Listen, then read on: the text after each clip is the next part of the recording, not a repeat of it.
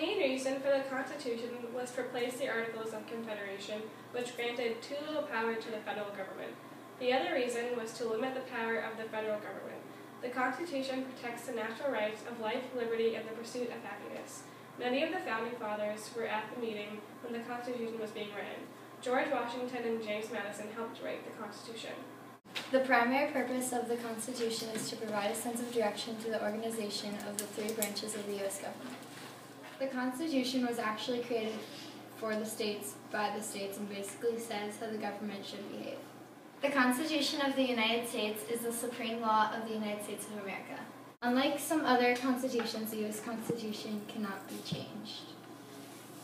The Constitution was adopted on September 17, 1787 by the Constitutional Convention in Philadelphia and ratified by the conventions in other states.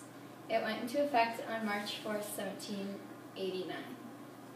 Somewhat restricts the powers of the government, says how it should be run, protects minorities from possible abuse of majority rule, and protects the privacy rights of the people.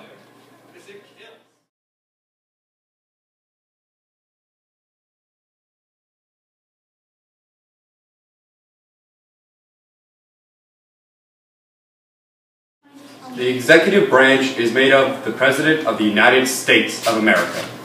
His job is to appoint ambassadors, judges, and other officials.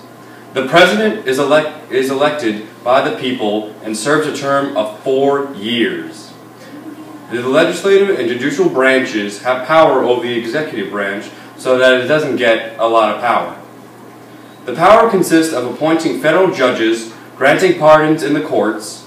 In Congress, the President has the power to propose legislation, veto legislation, and call special legislative sessions and recommend appointments.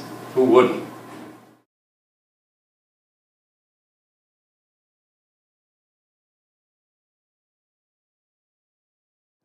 The legislative branch is made out of two houses, the Senate and the House of Representatives.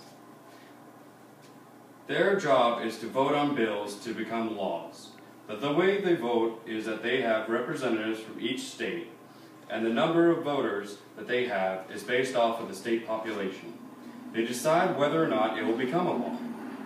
The legislative branch has power over both the executive and the judicial branches. These powers consist of overriding the presidential veto and, if necessary, can remove the president from office. In the courts, it has the power to create lower federal courts and judgeship, and, if necessary, can impeach judges on their bad behavior.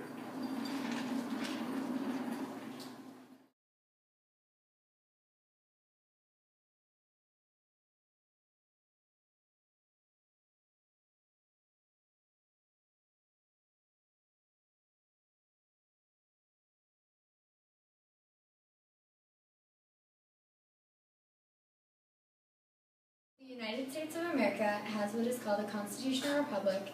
It is a state where the head of states are elected as representatives of the people and must govern according to existing constitutional law that limits the government's power over citizens.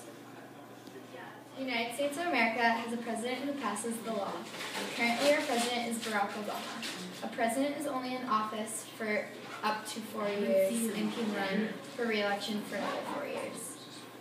Constitutional republic, executive, legislative, and judicial powers are separated into distinct branches, and the will of the majority of the population is tempered by protections for individual right, so that no individual or group has absolute power.